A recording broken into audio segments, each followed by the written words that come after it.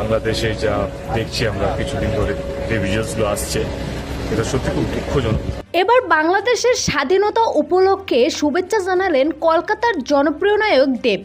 বললেন, বাংলাদেশের ছেলেরা আসলে অনেক সাহসী।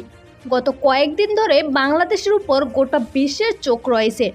দেশের মানুষ কিভাবে দেশ স্বাধীন করছে তা নিয়ে হচ্ছে আলোচনা। তবে শেখ হাসিনা দেশ ছেড়ে পালিয়ে যাবার পর থেকেই ছাত্রদের নিয়ে প্রশংসা করতে দেখা যায় সবাইকে। এরই মধ্যে আজ টলিউডের নায়ক দেব বলেন, বাংলাদেশে যা হচ্ছে সবসময় আমি দেখেছি। এর আগেও আমি বাংলাদেশের জন্য প্রার্থনা করেছি। আজ বাংলাদেশ স্বাধীন হয়েছে, আমিও আনন্দিত।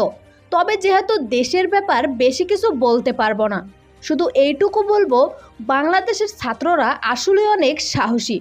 তারা যে কাজ করছে ওটা কোনো রাজনৈতিক দলও করতে পারেনি। আর শেখ হাসিনাকে নিয়ে আমার কিছু বলার নেই। তিনি যে অত্যাচার করছে তার শাস্তি তিনি পেয়েছে। অন্যদিকে শেখ হাসিনা পালিয়ে যাবার পর ডক্টর ইউনূসকে নতুন সরকার গঠন করা হয়েছে। সোভিয়েত শেখ হাসিনাকে নিয়ে আপনার মতামত কি জানিয়ে দিন কমেন্ট করে।